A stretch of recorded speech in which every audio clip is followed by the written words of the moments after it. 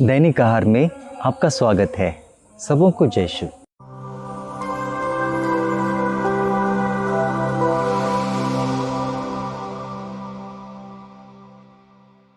मेरे मित्रों, मेरे प्यारे भाइयों और बहनों, एक मेडिकल कॉलेज में एक डॉक्टर प्रोफेसर अपने विद्यार्थियों को लेक्चर दे रहे थे। उस लेक्चर के दौरान उन्होंने कहा, मेरे 40 वर्षों के अध्ययन और अनुभव से मैं ये ऐसा कह सकता हूँ कि इस दुनिया में मात्र एक ही दवाई है जो सभी बीमारियों का इलाज कर सकती है। इस दुनिया में मात्र एक ही दवाई है जो सभी बीमारियों का इलाज कर सकती है, बेहतरीन रूप से इलाज कर सकती है। यह बात सुनकर विद्यार्थी अचंभे में पड़ गए और एक विद्यार्थी पूछने लगा, ये कौन सी दवाई है सर, हमें बताइए। तो उस डॉक्टर प्रोफेसर ने उनसे कहा, मात्र एक ही दवाई है और वह है प्रेम की दवाई। प्रेम की दवाई से हर प्रकार की बीमारी का इलाज हो सकता है। तो इतने में एक विद्यार्थी खड़ा होकर उनसे पूछने लगा, सर अगर प्रेम भी काम करना छोड़ दे तो क्या होगा? यदि प्रेम ही काम न करे तो क्या होगा? तो पता है डॉक्टर ने क्या कहा? डॉक्टर ने कहा, यदि प्रेम काम करना छोड़ दे तो उसका खुराक बढ़ा दीजिए। प्रेम का खुराक बढ़ा दीजिए, अर्थात प्रेम की डोज बढ़ा दीजिए।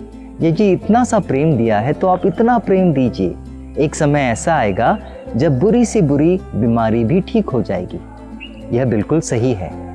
मेरे मित्रों, इस संसार में यदि कोई सबसे बड़ी बीमारी है तो वो है प्रेम का अभाव। सबों के दिल में प्रेम का अभाव है और यही कारण है कि हम दूसरों से प्रेम नहीं कर पाते। हमारा जो प्रेम है वो मात्र हमारे घर तक ही सीमित होता है। माता पिता, भाई बहन, पत्नी और पति, मात्र यहीं तक सीमित होता है। हमारा प्रेम घर के बाहर जा ही नहीं पाता। आज के वचन में प्रभु यीशु क्या कहते हैं, आप ध्यान से सुने। प्रभु यीशु का वचन कहता है, जिस प्रकार पिता ने मुझे प्यार किया है उसी प्रकार मैंने भी तुम्हें प्यार किया है, मेरे प्रेम में दृढ़ बने रहो। प्रभु यीशु जानते हैं कि इस संसार की जो बीमारी है उसका इलाज क्या है और इसीलिए प्रभु कहते हैं, मेरे प्रेम में दृढ़ बने रहो।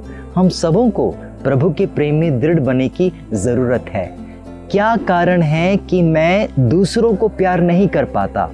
क्या कारण है कि मेरे दिल में अजनबियों के लिए प्यार उमड़ नहीं पड़ता? क्या कारण है? कारण यही है कि पहले मैं ईश्वर से प्रेम नहीं कर पाता हूँ। मेरा प्रेम ईश्वर के प्रति कमज़ोर है। जब मेरा प्रेम ईश्वर के प्रति पक्का होगा, मजबूत होगा, तब उस प्रेम की छवि मेरे पड़ोसी के प्रेम के लिए झलक उठेगी। यह बिल्कुल सही है। मेरे मित्रों, एक छोटी सी घटना मैं बताना चाहता हूँ आपको। जब कोविड-19 की पहली लहर आई थी उस समय मैं आसाम में था। बाहर जाने से हमें पुलिस की लाठियाँ पड़ती थी और इसीलिए सब घबरा के घर पर बैठे थे। हफ्ते में मात्र एक बार हमें बाहर जाने का अवसर मिलता था कुछ खरीदारी करने के लिए। तो एक दिन, शनिवार के दिन, मैं घर से बाहर निकला अपने पुरोहित भाई के साथ और देखता हूँ कि उस दुकान के सामने एक लंबी कतार खड़ी है क्योंकि सब लोग खरीदारी करने के लिए हड़बड़ा रहे थे। तो मैं भी वहाँ गया और अपने पुरोहित भाई को उस कतार में खड़ा करके मैं थोड़ा टहलने के लिए बाहर चला गया। उस दुकान के नज़दीक में, किराना शॉप के नज़दीक में हमारा रेलवे स्टेशन है। तो उस रेलवे स्टेशन की तरफ मैं नज़र बढ़ाने लगा तो मेरी नज़र पड़ी, वहाँ कोई ट्रेन आती नहीं थी और इसीलिए खाली पड़ा था, प्लेटफॉर्म खाली पड़ा था। मेरी नज़र 2 सिख भाइयों पर पड़ी जो बड़ा सा थैला लेकर, बड़ा सा झोला लेकर वहाँ पर खड़े थे। तो मैं उत्सुकता से देखने लगा कि आखिर उनके झोले में क्या है, क्या वो कुछ बेच रहे हैं। ऐसे समय में भला कोई क्या बेचेगा, वहाँ तो कोई लोग ही नहीं थे।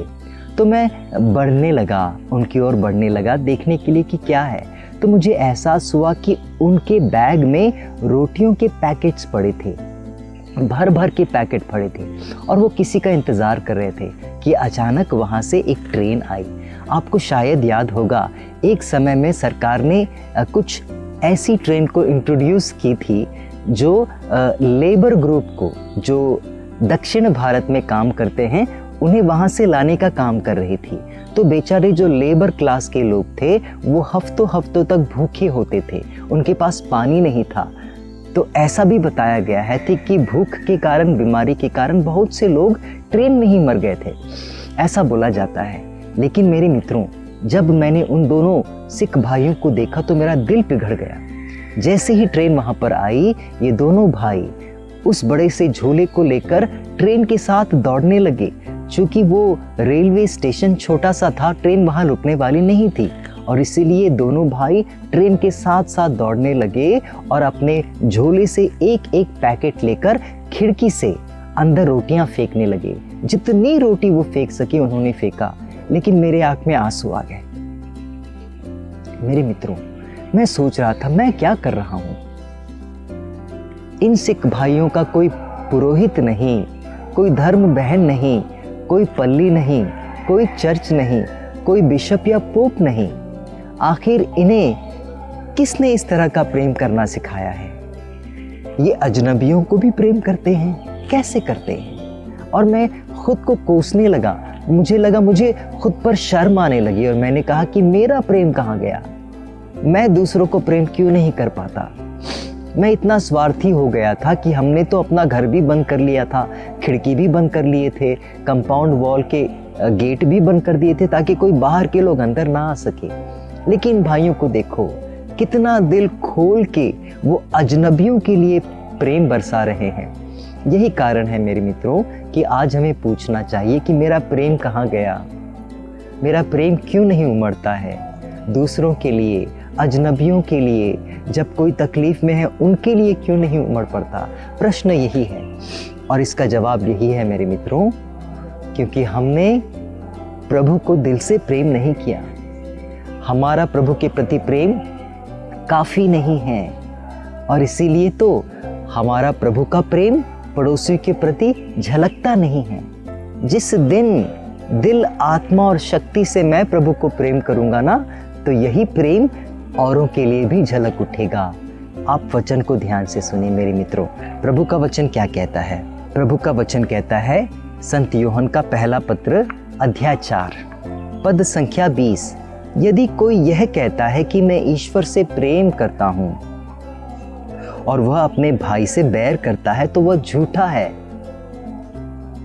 यदि वह अपने भाई को, जिसे वह देख सकता है, प्यार नहीं करता, तो वह ईश्वर को, जिसे उसने कभी नहीं देखा, प्यार कैसे कर सकेगा? और संत यूहन्ना फिर से कहते हैं, प्यारे भाइयों और बहनों, हम एक दूसरे को प्यार करें क्योंकि प्रेम ईश्वर से उत्पन्न होता है। मेरे मित्रों, और यही कारण है कि इस संसार की महाबीमारी को खत्म करने के लिए मात्र एक ही दवाई है और वो है प्रेम। यही कारण है कि प्रभु यीशु आज हमें सीख देते हैं कि तुम सबसे पहले मेरे प्रेम में दृढ़ बने रहो। तुम्हें और कुछ करने की जरूरत नहीं है, मेरे प्रेम में दृढ़ बने रहो। और जब तुम मेरे प्रेम में दृढ़ बने रहोगे तो इसी प्रेम की झलक तुम्हें अपने पड़ोसियों में नजर आएगी, अजनबियों में नजर आएगी, संसार में नजर आएगी, और कुछ ही क्षणों में संसार बदल जाएगा, प्रेम से भर जाएगा। सबों को जय श्री।